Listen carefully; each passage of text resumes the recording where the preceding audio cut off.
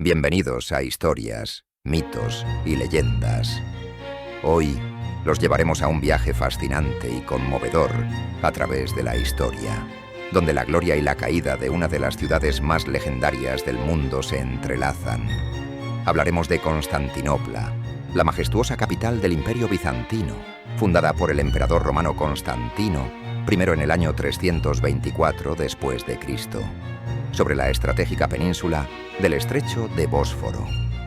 Por más de 1000 años, Constantinopla fue un bastión de poder, resistencia y cultura, enfrentando innumerables asedios y ataques. Desde las formidables murallas que la protegían hasta su increíble ubicación, esta ciudad parecía inexpugnable, desafiando a ejércitos que buscaban conquistarla. Pero el 29 de mayo de 1453, todo cambió. Las legendarias defensas de Constantinopla se enfrentaron a las innovadoras armas del sultán otomano Mohamed II, y lo que había sido un símbolo de la cristiandad caería ante las fuerzas otomanas. Exploraremos cómo, a pesar de su resistencia de siglos, el destino de esta ciudad se selló en un día fatídico, y cómo su caída marcó el fin de una era y el inicio de otra. Conoceremos a sus defensores valientes, las consecuencias de su conquista y la transformación que vivió la ciudad tras su captura. Prepárense para sumergirse en esta apasionante historia, llena de héroes y tragedias, donde los ecos de un pasado esplendoroso aún resuenan en las calles de lo que hoy conocemos como Estambul. Comencemos. La ciudad de Constantinopla, hoy la ciudad de Estambul, fue fundada por el emperador romano Constantino, primero en el 324 después de Cristo sobre la península, en el actual estrecho de Bósforo, pasando a ser la capital del Imperio Romano de Oriente o Imperio Bizantino, como se le conoció más tarde por más de 1000 años. Aunque la ciudad sufrió muchos ataques, asedios prolongados, rebeliones internas e incluso un periodo de ocupación en el siglo XIII. Durante la Cuarta Cruzada, sus legendarias defensas fueron las más formidables, tanto en el mundo antiguo como en el medieval. Sin embargo, no pudo resistir los poderosos cañones del sultán otomano, Mohamed II y Constantinopla. Joya y bastión de la cristiandad, fue conquistada, destrozada y saqueada el martes 29 de mayo de 1453, una fortaleza inexpugnable. Constantinopla había resistido bastantes asedios y ataques a lo largo de los siglos, especialmente por parte de los árabes entre año el 674 y 678, y nuevamente entre el año 717 y 718.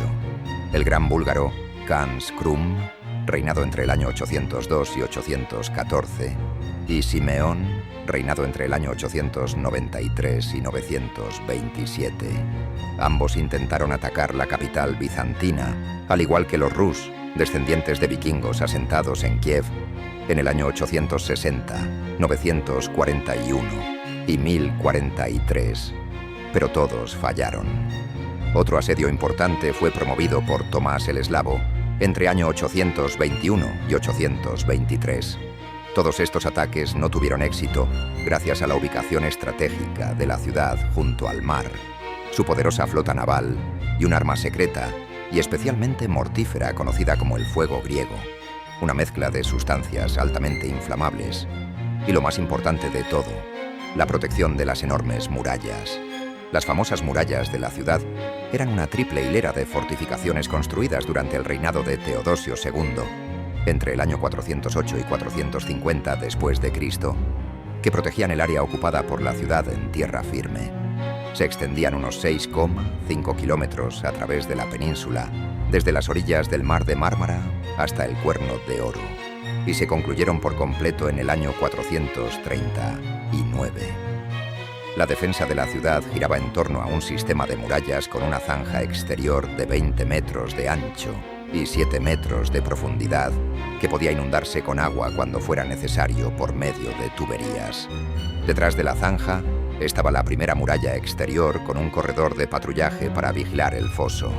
Enseguida, Había una segunda muralla que tenía torres dispuestas a intervalos regulares y una terraza interior que proporcionaba una posición estratégica para disparar sobre las fuerzas enemigas que atacasen el foso y la primera muralla. Luego, detrás de esa muralla, había una tercera mucho más sólida. Esta última defensa tenía casi 5 metros de espesor, 12 metros de altura y 96 torres salientes cuadradas u octogonales.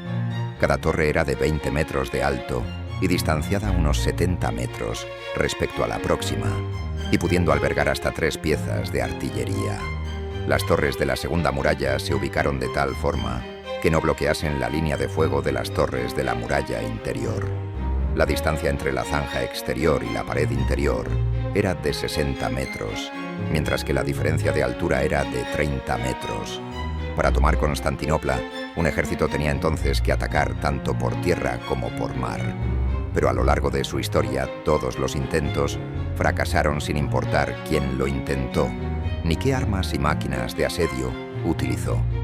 En breves palabras, Constantinopla era prácticamente inexpugnable. Sin embargo, después de 800 años de triunfar en todos los ataques que recibió, las defensas de la ciudad finalmente fueron superadas por los caballeros de la Cuarta Cruzada en el año 1204.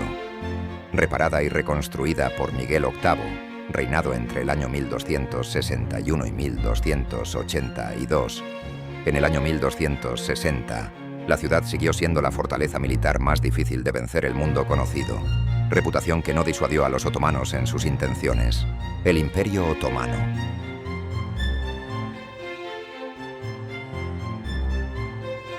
El Imperio Otomano había comenzado como un pequeño emirato turco, fundado por Osmán I, Asia Menor Occidental, a finales del siglo XIII, pero a principios del siglo XIV ya se había expandido a Tracia.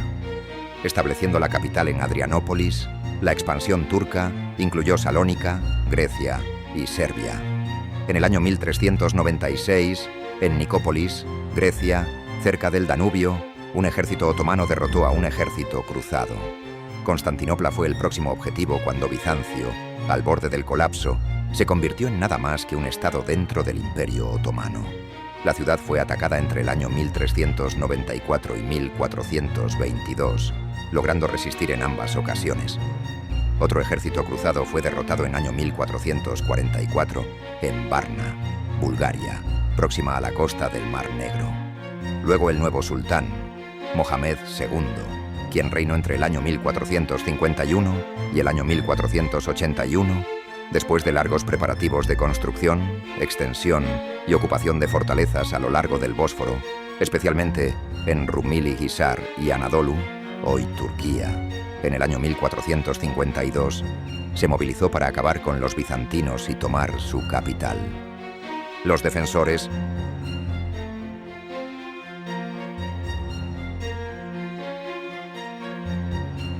La derrota del ejército cruzado en Varna, en el año 1444, significó que los bizantinos ahora estaban solos y sin esperanzas de recibir ayuda desde Roma, donde los papas habían perdido interés en los bizantinos por su falta de entusiasmo para formar una sola la Iglesia bajo Roma. Los venecianos enviaron en abril del año 1453 2 galeras y 800 hombres. Génova prometió otra galera e incluso el Papa prometió más tarde 5 galeras armadas, pero los otomanos ya habían aislado a Constantinopla. A la gente de la ciudad solo le quedó abastecerse de alimentos y armas, poniendo su confianza en que las murallas de Constantinopla los salvarían una vez más. Según el historiador y testigo griego del siglo XV, Jorges Frances, el ejército defensor estaba compuesto por menos de 5.000 hombres, un número insuficiente para cubrir adecuadamente todas las murallas de la ciudad, unos 19 kilómetros en total. Por otro lado, la armada bizantina, también disminuida, ahora constaba de solo 26 barcos, y la mayoría de ellos pertenecían a los colonos italianos de la ciudad. Así que los bizantinos estaban en desventaja en cuanto a número de hombres, barcos y armas. Con este panorama, solo la intervención divina podría salvarlos nuevamente, tal como en los muchos asedios anteriores se creyó los había salvado. Por otro lado, también hubo presagios poco alentadores basados en profecías que proclamaban la caída de Constantinopla, cuando el emperador se llamara Constantino. Y un buen número lo fue. Sumado un eclipse de luna que hubo en los días anteriores, el asedio del año 1453. El emperador bizantino, en el momento del ataque, era Constantino XI, reinado entre el año 1449 y 1453, quien se hizo cargo personalmente de la defensa, junto con figuras militares tan notables como Lucas Notaras, los hermanos Cantacuzenus, Niceforos Palaiólogos y el experto genovés en asedios, Giovanni Giustiniani. Los bizantinos contaban, como armas defensivas, con catapultas y el fuego griego, la mezcla altamente inflamable que se podía rociar desde las galeras o las murallas para incendiar al enemigo. Pero la tecnología militar había avanzado y las murallas de Teodosio estaban a punto de ser sometidas a la prueba más severa de su historia. Los atacantes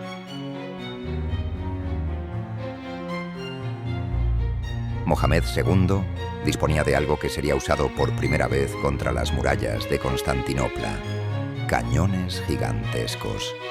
Los bizantinos habían tenido la primera opción para adquirir los cañones, ya que se los había ofrecido su inventor, el ingeniero húngaro cristiano llamado Urban, pero Constantino no pudo pagar el precio. Urban entonces los ofreció al sultán Mohamed, el cual mostró más interés y le ofreció 4 veces más de lo que estaba pidiendo. Estas temibles armas se utilizaron por primera vez en noviembre del año 1452, cuando un barco veneciano, desobedeciendo la prohibición de tráfico, fue hundido mientras navegaba por el Bósforo. El capitán sobrevivió, pero fue capturado, decapitado y luego empalado en una estaca. Era una señal de lo que vendría. Según Georges Frances, el ejército otomano contaba con 200.000 soldados, pero los historiadores modernos se decantan por una cifra más conservadora de 60.000 a 80.000 hombres. Cuando el ejército se reunió en las murallas de la ciudad de Constantinopla, el 2 de abril del año 1453, los bizantinos vieron por primera vez los cañones de Mohamed. El más grande tenía 9 metros de largo, con una boca de 1 metro de ancho, con capacidad para disparar una bola de 500 kilos tan lejos como 1,5 kilómetros. Este cañón era tan gigantesco que se tardaba muchísimo en enfriarlo y prepararlo, de modo que solo se podía disparar 7 veces al día. Aún así, los otomanos tenían muchos cañones más pequeños, cada uno capaz de disparar más de 100 veces al día. El 5 de abril, Mohamed demandó la rendición inmediata de la ciudad, pero no hubo respuesta. El 6 de abril comenzó el ataque. Las murallas de Teodosio fueron atacadas implacablemente con los gigantescos cañones otomanos. Los defensores no podían hacer más que disparar con sus propios cañones más pequeños durante el día, contener a los atacantes donde los cañones habían perforado los agujeros más grandes e intentar reparar esos huecos cada noche, lo mejor que podían utilizando rocas, barriles y cualquier cosa disponible. Las pilas de escombros resultantes fueron útiles contra los disparos de los cañones, mejor que las paredes fijas, pero eventualmente uno de los asaltos de infantería seguramente lo atravesaría. Luchando por sobrevivir, el asedio se prolongó por 6 semanas mientras los defensores resistían. El ataque otomano a la barrera que bloqueaba el acceso al puerto de la ciudad, la cadena de hierro, donde se encontraba la flota bizantina, fue repelido, al igual que varios asaltos directos a las murallas. El 20 de abril, 3 barcos genoveses enviados por el Papa y un barco que transportaba granos enviado por Alfonso de Aragón consiguieron romper el bloqueo naval otomano y alcanzar el puerto en el Cuerno de Oro. Mohamed, enfurecido y sabiendo que era necesario tomar el puerto, el flanco más débil del sistema de murallas, crea un plan para sortear la cadena de hierro que obstruye el acceso al puerto. Se construye un sistema de rodillos sobre el cual son transportados por tierra 70 de sus barcos, cargados en carros tirados por bueyes, y de esta manera, y sin que los defensores se percataran de ello, la flota otomana es trasladada por tierra al interior de la bahía donde está el puerto del Cuerno de Oro. Ya dentro, los otomanos construyen sobre la bahía una estructura de pontones, sobre el cual fijaron cañones para poder atacar también cualquier parte de la ciudad desde el mar. A los defensores solo les quedó destinar más hombres para cubrir este flanco, el más punto débil, ahora bajo asedio desde el mar. El tiempo se extinguía, pero entonces llegó un respiro. Mohamed debe regresar temporalmente a Asia Menor para sofocar varias revueltas.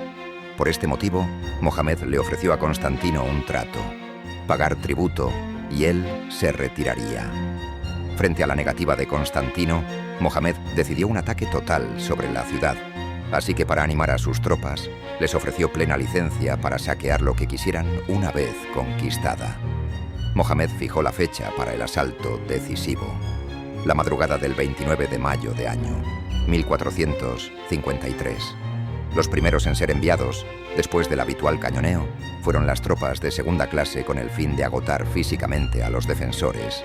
Luego se lanzó una segunda ola con tropas mejor armadas y preparadas para finalmente enviar una tercera ola, esta vez compuesta por tropas de élite, los genízaros.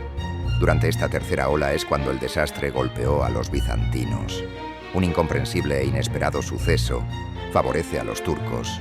Una pequeña puerta peatonal, llamada Kerkaporta, que daba acceso al interior de la ciudad, estaba abierta, y los genízaros, al descubrirla, no dudaron en usarla. Subieron a la cima de la muralla, izaron la bandera otomana, para luego abrirse paso hasta la puerta principal y permitir la entrada del resto del ejército atacante. Destrucción.